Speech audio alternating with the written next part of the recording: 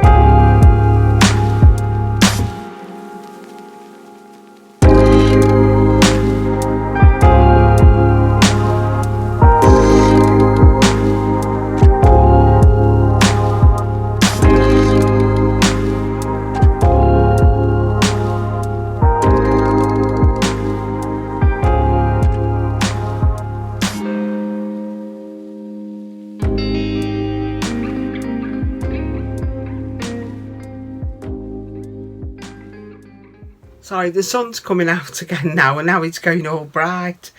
Can't get anything right. Okay. So on a Tuesday I love to cross stitch, and I usually have 3 projects in my rotation. Now you may recall I finished my Hawks Run Hollow, so I've started this one and it's called Life is Sweet.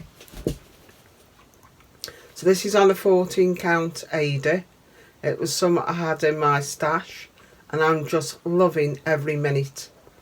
It's getting a bit dark now because the sun's going in, sorry. But what I'll do is I'll take a picture of this and you can see it in better detail. So let me show you the pattern. It's called Life is Sweet and it's designed by Susan Winget for the World of Cross Stitching magazine. Now I said last time you can find it in the Ultimate Cross Stitch, but this pattern says the World of Cross Stitching. So I do apologise. I am going to check out see if it is in that Ultimate Cross Stitch magazine, because if it is, you can access this on the Readly app. Now I don't know what magazine number this is because I purchased this pattern off eBay. I thought I was buying a bona fide pattern, which it is, but I didn't realise someone was ripping pages out of the magazine and selling them. It was only a couple of pounds, so yeah. But this is a DMC apron apparently with a 14 count pocket. But I thought I could frame this and put it in my kitchen, or I could fashion it into a flat fold and have it on my dresser. So I love the colours, and I'll show you a picture of these. That would be better in this changing light, should I say. But aren't they gorgeous? They're just like ice cream colours, very retro. Love them. And I love this green colour. Oh, that's my favourite. This is it. And then I love stitching with the pink, teal blue. Wow, no brainer. And then this lovely coral, and then we got this lovely turquoise. So of course each strand I'm loving stitching with. Really enjoying it. So that, you know, and I love stitching on Ada. It's my favourite fabric. And once you start, you can't stop, can you? So I did have to force myself to put it down, because like I say, I'm going on holiday for a week, and I thought this would be the ideal project to take with me because of magnification. I can't take my big magnifier with me, so I thought, well, I'll, you know, start a project what's seasonal and also what I can stitch on Ada, and that fitted the bill. Now if I don't finish it when I get back, I shall just put it up then for the following summer.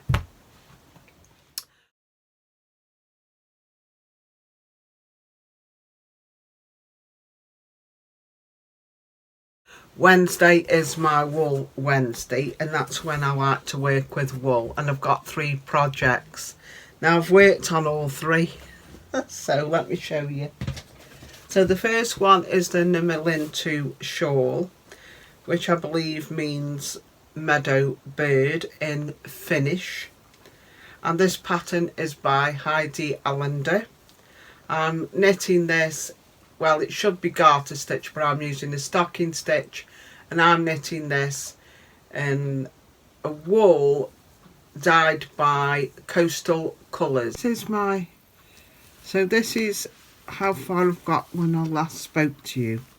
So I think I was just finishing off this panel here, and now I've completed the lace panel. I've knit this panel, and I'm just about to finish another lace panel. So this is the wool I'm using from Coastal Colours. We know the saga, if you've been watching me, about how I unravelled the hank. So we've ended up with these little balls, but never mind. So like I say, it's a lace weight, and well, I think it is, and I'm having to hold this double. The reason I've chose different colours for the panel was because I didn't know if I would have enough of this wool with holding it double, and I must say I would have done, but never mind. I'm using this isn't showing quite true, this is more of a tealy blue. It's really quite a beautiful yarn, and it's a little bit thicker than this, so you can see why I'm having to hold this double, you see. But I think it's turning out okay. Both wools have got this lovely stellina in, but that's not going to show up on my camera, unfortunately. But yeah, I'm love knitting this. It's just such a simple pattern, you know. And like I say, it's like a triangular shape. So you decrease this side and we're increasing on this side. So if I want to, I can. The pattern allows me to add more panels, and I might do that. I just may make it a little bit longer. But it's lovely and soft, and I'm quite pleased with the progress on that. Also crocheting my daughter a cardigan. You all know about that. I'm just showing you a little clip of what it's looking like at the moment on the mannequin. I have added another row down, you know, when she tried it on she thought it was a little bit too short, so I added one more row of granny squares, and I've started on the sleeves, and hopefully hopefully in the next couple of weeks I'll have that finished. However, I have started a new project, and let me show you the wool I'm using. It's a crochet project. Oh, look at this. It's like a candy shop, isn't it? Aren't they beautiful colours? So this is just all from my stash. And I'm crocheting a little cardigan for my granddaughter. So I'll show you the squares. Aren't they beautiful? So I'd gone onto Pinterest and I saw a lovely little crochet cardigan for a little girl, and I thought, oh, that's lovely. And when I clicked on it, it was for the cardigan, it wasn't for the pattern. Now I've searched Ravelry, I've searched everywhere, and I cannot find a cardigan, a pattern for a cardigan made out of granny squares for a little girl. I'm going to pop these on my board here, and then you can see them in better detail. Just try and make sure they're the right way up. Oh, I love, I once I started this, you know, when you start something you just can't stop, can you? So there we go. Aren't they gorgeous? So it's just double crochet, and all I'm doing is 3 rounds, and the 3rd round is in this beautiful turquoise wool. It's all acrylic yarn. Oh, let me just pull that out.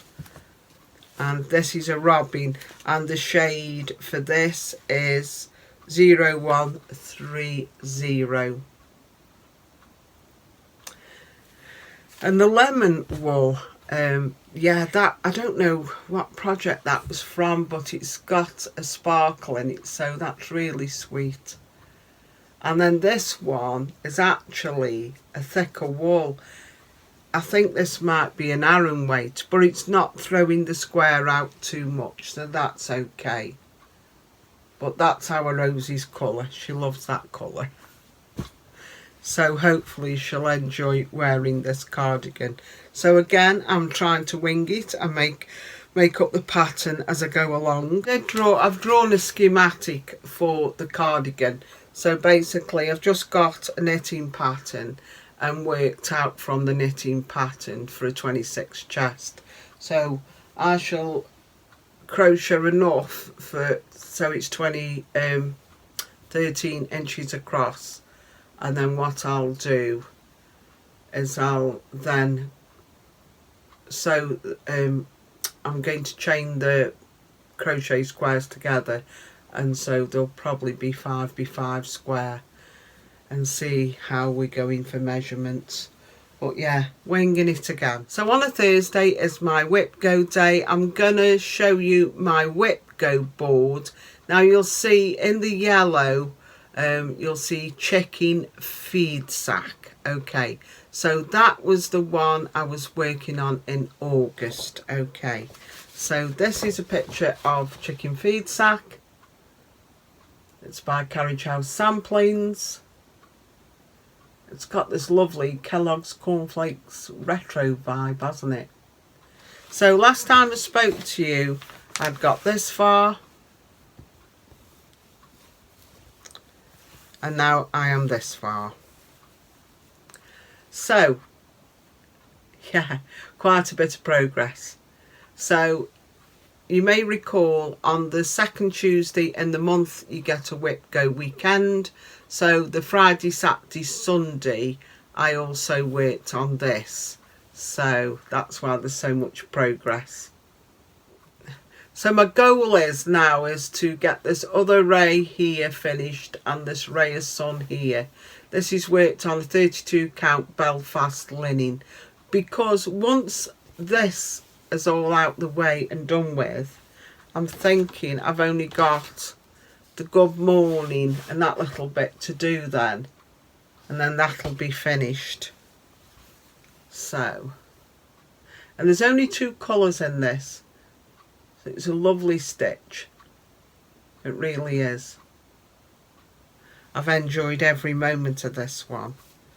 So that's my Feedsack, and I've also got some red and white striped linen like that, so the next thing will be to fashion it into a little sack, won't it? So Friday is my dressmaking. I like to do some dressmaking, and I haven't done any for a while. I am trying to lose some weight before I go on holiday and make my clothes. So yeah, not doing too good. I put a pound on this week, but we'll see how we go. I have ordered some velvet, because that's my favourite fabric, from Minerva, and one of their patterns, I think it's called the Christina dress, but it's like a skated style dress, and I thought, well, that might skim over the lumps and bumps. So hopefully next week I'll have a make to show you. And then Saturday I like to work on my Beatrix Potter quilt. Now sadly I haven't been feeling it for the old Beatrix Potter quilt. I haven't. It's, yeah, let me just look. Oh yes, here they go. We have got some of the quilt here. So I've just been sewing these flowers together. I've got this far. These are them Beatrix Potter inspired fabrics. The majority I've purchased from Julie at So Unique.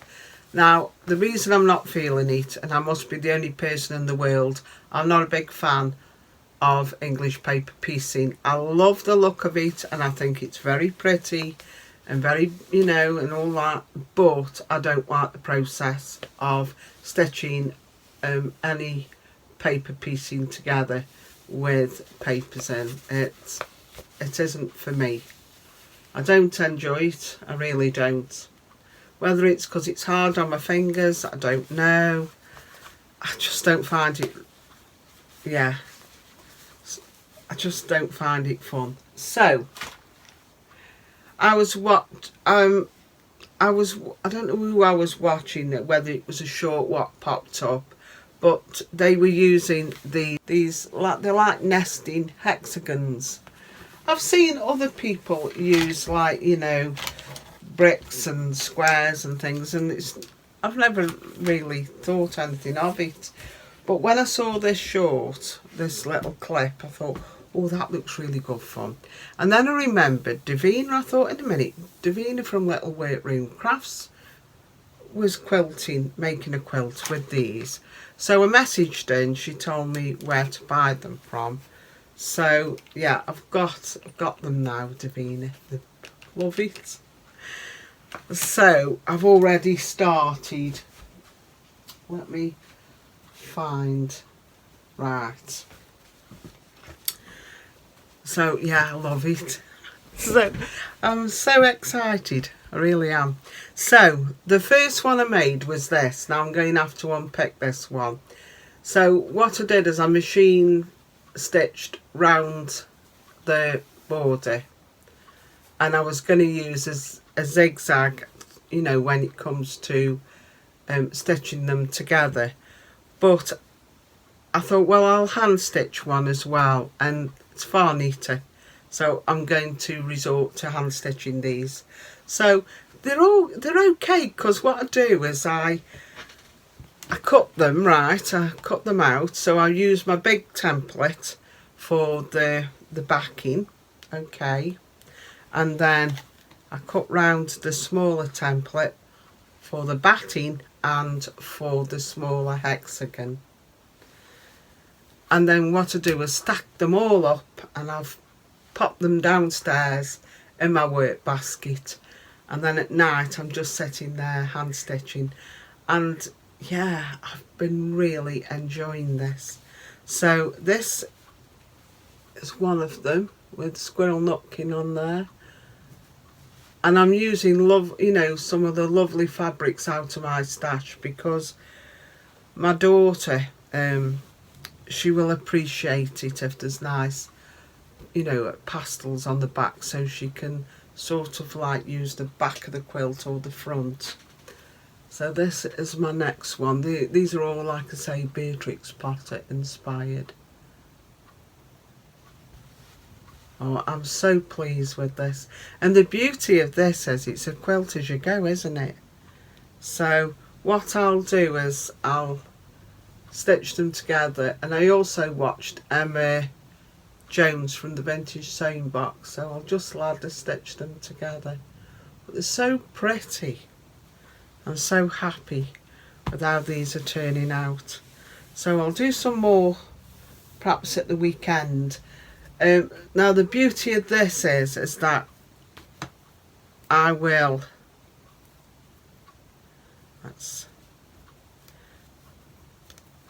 I just think it'll tie, these embroidered blocks I've made, they'll just tie in better, won't they, with the hexagons, So I'm really, really pleased with how they're turning out.